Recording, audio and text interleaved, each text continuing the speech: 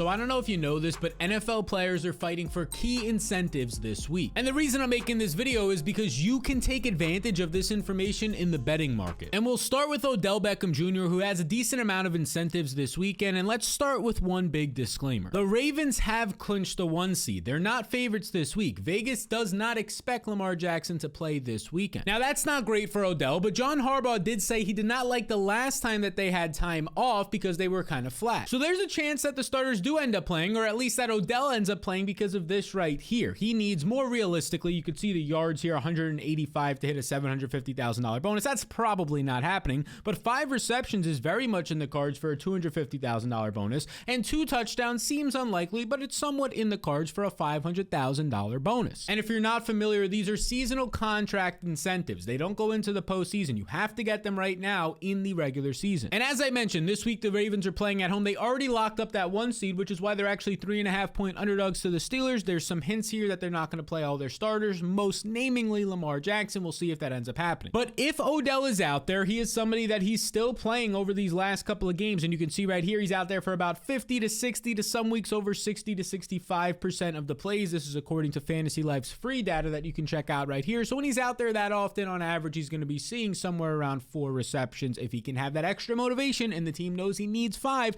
to get him there, that's what we can bet on. Now, a couple of people on Twitter reached out to me and said, hey, why would they want to get these players the incentives? They would save money if they didn't. Now, of course, that's true when you think about it from that angle. But you have to think about this from an actual culture standpoint when you're in the locker room. Culture is the #1 piece of any organization. If you ruin that, your team is going to fall down the drains. Coaches and organizations are actually incentivized to help their players hit these contract incentives because when they do, it makes everybody happy. The morale is up. On the opposite side, when you're purposely not doing that, it's going to make the team and all the other players pretty pissed off. So I'm in the camp that these teams don't care about the $100,000. They just want their players and the overall coaching staff to be happy, and they're all in it together, so they'll help themselves get it. And that might happen this week with Chris Jones because Jones needs just a half a sack to earn a $1.25 million bonus. Now, some of these bonuses are like 100 or 200K. This is over $1 million. You could be damn sure that Chris Jones is going to want to get this, especially since he didn't play week 1 because he was in some contract negotiations. And even better for Chris Jones, this week he faces the Chargers' 25th ranked offensive line, which he saw them earlier this year. And in that game, you can see right here, he ranked #1 in pressures. He had, you could see on PFF, 7 total pressures in that game. That was his most on the entire season. And since then, the offensive line for the Chargers has only gotten more banged up, injured, and worse. So consider betting Chris Jones to get a sack. And now there's another incentive in that game on the opposite side of the ball for the Chargers that is somewhat appealing. And that takes us to Austin Ekeler, who, look, this has been a really rough year for Ekeler. He enters week 18 with only like 40 catches and 6 touchdowns compared to when he had over 100 catches and 18 touchdowns a year ago. Now, Ekeler's incentive for this week is if he hits 110 total yards, he'll earn an extra $100,000. Now, this number of 110 total yards, it's not rushing yards, it's total yards, is actually doable for Ekeler because he's done it this year. He had 164 yards week 1, 123 yards week 4, 115 yards in week 6, and then it's been a struggle. He dealt with injuries. His offensive line has been banged up. There was 100+ yards just a couple of weeks ago and 86 last week. And again, this week there should be extra motivation since they know that he has this bonus for 6 figures. And if you were wondering, over these last couple of games, Ekeler has still commanded the role in this backfield. Week 14, he played 72% of the snaps, and more recently, he played 66 and 71% of the snaps. So he's going to be out there. He's probably going to see at least 15 opportunities, if not more, in this game. And here's the thing. In this game, the Chargers are actually 3-point home favorites because a lot of people are believing that the Chiefs won't play their starters for the entire game if they play them at all. Otherwise, the Chiefs in this one would probably be at least 3-point road favorites.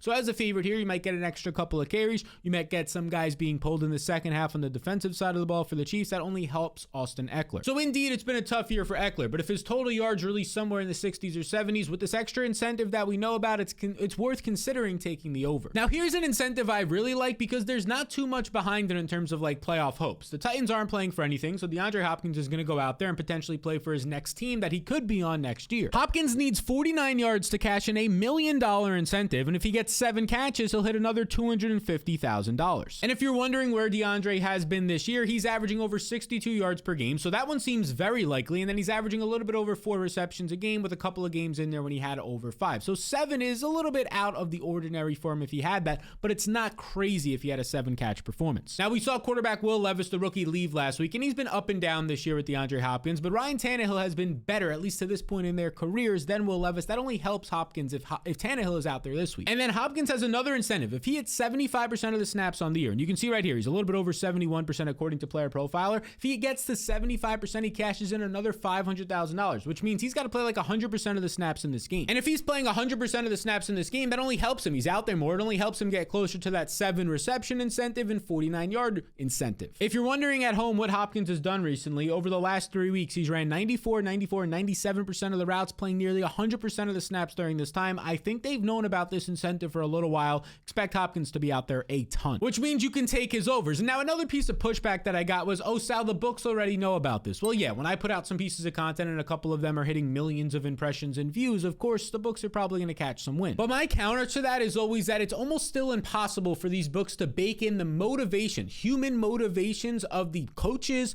of the players, of the other guys on the team, the quarterback helping the receiver, all that stuff. You can attempt to bake it in, but you're probably going to be wrong because, again, there's no algorithm for these human emotions and incentives that we're working with here. And if they try and push it too high, well, then you can just start hammering some unders, but I don't think that's going to be the case. Now, we'll move on to the next guy. Now, this one doesn't have to do with money, but it has to do with the record books in Tyreek Hill. As you can see on StatMuse right here, Tyreek Hill in 2023 has set 1,717 yards, 7 more than he had last year. It's pretty crazy. He's in like the top 20 of all time a couple of times here. But if Tyreek Hill gets 248 yards, he sets the record. Now, of course, that's a big number, but he's had that number in his career before, and earlier this year, he actually topped 200 yards. Now, this week, he faces the Bills' top 10 secondary, but Tyreek does average 117 yards against top secondaries. And as I mentioned earlier, this season, in week 1, he had 215 receiving yards in a game. There's a chance, if there's anybody in the world that can do it, Tyreek Hill can get to 248 yards. But here's the best part. We don't actually need him to get to that number. We just need him to know that that number is possible, which I think that he does, meaning he has a little bit extra motivation because his number is only set at 101.5 receiving yards on Prize Picks, which is a lovely bet in my opinion. So I've already taken that play, and we'll show you the other plays that I've combined together on Prize Picks to try and turn 2,500 into 250 later in the video, but let's talk about another player incentive first. And that takes us to a quarterback, Geno Smith. Last year, Geno Smith needed to make the playoffs to get $1 million incentive. We were on that. It ended up happening. It was fantastic. We bet Seattle to win. Now this year, if the Seahawks earn a playoff spot, meaning they have to win and get some help, well, then he'll get a $2 million bonus incentive. And this week, he's going to take on the Cardinals, who have a bottom 5 secondary. The Seahawks are favored this week, so all these things are starting to look nice. There's a couple of ways to approach this. You can just bet the Seahawks minus 2.5 points. You could bet their money line. You can combine that also with a Geno Smith prop. Because as I mentioned, he's taking on the Cardinals' bottom 5 secondary, and as we saw earlier this year in week 7, he completed 75 passes against them, and he averaged this number right here, 9.1 yards per attempt. That was his most efficient day on the year. So I think that Geno Smith's player prop of 237.5 passing yards is actually pretty good, and it's worth considering the over here. Now, I also think this next tight end has an ability to hit not one, but 2 different bonuses. And that'll be the Houston Texans tight end, Dalton Schultz, who this team, the Texans, they are still fighting for a playoff spot. They're fighting for the division. This is a spot where Dalton Schultz is extra motivated because he needs 4 catches to cash in a $250,000 bonus and 6 catches to cash in another $250,000. Now, here's the deal. On the season, he averages basically 4 catches. If you take out the game where he left early with injury, he's averaging over 4 catches a game, so he's right in line to get that $250,000 bonus.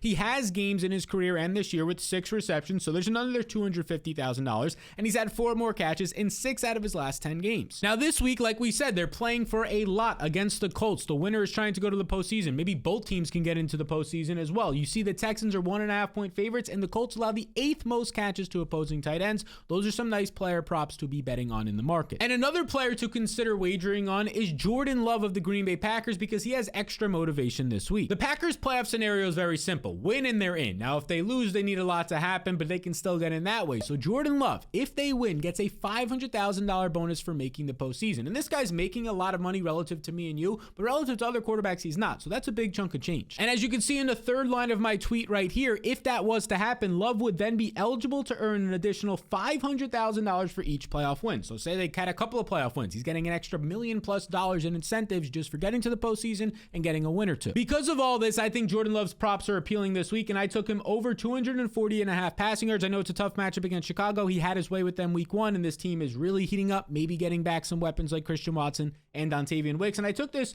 on Prize Picks. I paired it up with some other things we were talking about. Geno Smith, I correlated him with his receiver DK Metcalf. Tyreek Hill for the record, over. He doesn't even have to get there. And Devon Singletary's over 58.5 yards. That's a foreshadowing for a player we're about to talk about. Here's the thing. I combined these for $25 to try and win $250 on Prize Picks. And here's the thing. Prize Picks will actually give you up to $100 to play with for free when you use the code SAL. Just my name, SAL. There's a link in the description below to take you over there. together, and you can combine these plays together, some other plays that we'll talk about in this video if they're out yet. You can put them all, piece them all together. I recommend the 5-pick flex plays. Those are the best odds that you're going to get, and you can use that free $100. Just use that code SAL. All you have to do is click the link in the description below or scan the QR code on the screen if that's easier for you to get access to that free play up to $100. Now back to the incentives, and in a second we'll talk about that Devon Singletary play and why I think it's very important, but we'll talk quickly about Lavonte David, a linebacker for the Tampa Bay Buccaneers, because here's the deal. Lavonte needs just a half a sack, so only a half a sack. He doesn't have to do all the work here to cash in an extra $150,000 in his contract incentives. And I mean, here's the best part for Lavonte. He's going to be a 5-point favorite, so they could probably pin their ears back and get after the quarterback against the Carolina Panthers, who have a bottom 5 offensive line and don't protect Bryce Young all that much. If the Panthers in the second half have to throw more because they're trailing, well, that's where we could see Lavonte David pick up this half a sack or a full sack. So it's a great spot to bet on him getting at least a half a sack. Worst case scenario, it pushes back to if he gets that half, and if he gets the full sack, even better. All right, now let's get to our guy Devon Singletary here, who there's a couple of things in play for Singletary. Singletary needs 74 total yards for a $125,000 bonus, and if he goes off for 164 rushing yards, he'll get another $125,000. Now look, the 165 rushing yards, that's probably out the window, although he's been pretty close to that this year. He's at 150 and 120 yard game, but the 74 total yards is very much in play, maybe even likely here, because look at this. Earlier in the year, he really wasn't involved. He was kind of splitting the backfield, but then he slowly came on once we saw the injury to Dameon Pierce.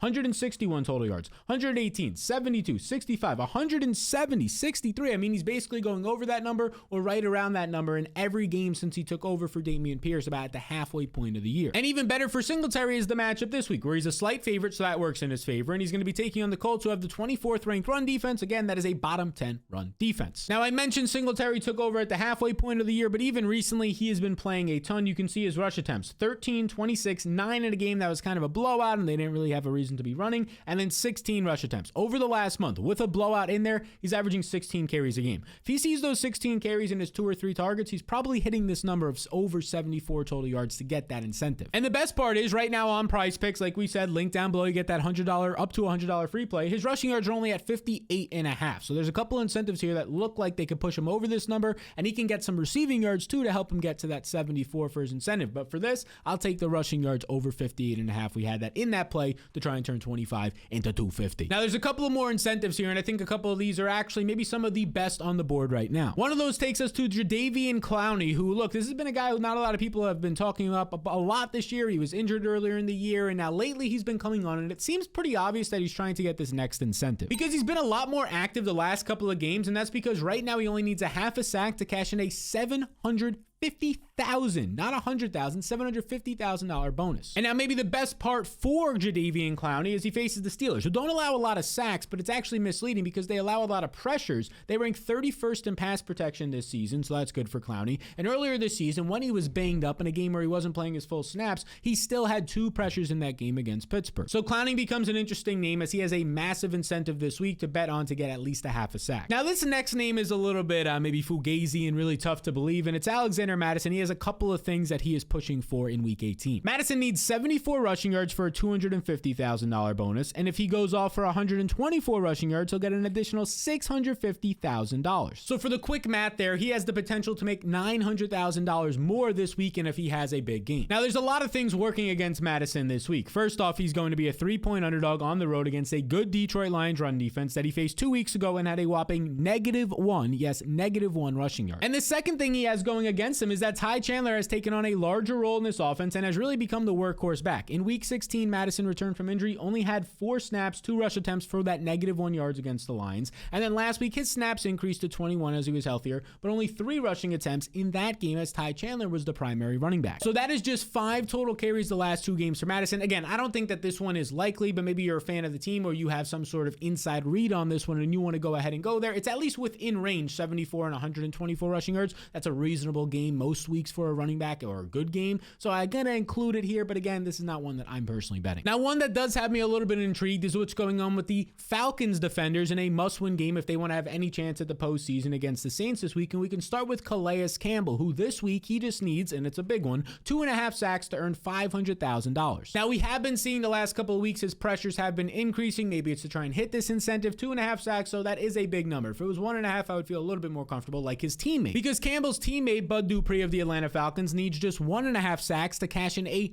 million incentive. Now, this is the one that I'm looking at because on some alternative props, you can get some big numbers on 1.5 sacks for Bud Dupree. And as I mentioned, they're taking on the Saints this week. They're 3.5-point underdogs, but Derek Carr is somebody that you can sack. He's not all that mobile, and more importantly, the Saints pass blocking unit ranks 25th. That is bottom 10 in the NFL this season, so this is a nice matchup for Bud Dupree. I'm probably not betting on Calais Campbell to get 2.5 sacks. I don't think that's likely, but Bud Dupree to get 1.5, again, still not likely, but if you get the nice plus money on it, I think it's appealing. So we discussed 13 different players and like nearly 20 different incentives this week that should help you in the betting markets this week. And a reminder, we took that play on Prize Picks to try and turn 25 into 250. We'll take even more plays and post them on Twitter. You can check me out there at SalVetri And if you want a free $100 to play with on Prize Picks, we'll click the link in the description below or scan that QR code on the screen and just use the promo code SIMPLE, my name SAL, that's Sal over there on Prize Picks. Now, if you found this video helpful, I am told that if you hit the subscribe button and also the like button, it allows it to reach more people. So if you want to do that and you like this content and want even more in the future, especially in the postseason for some postseason betting,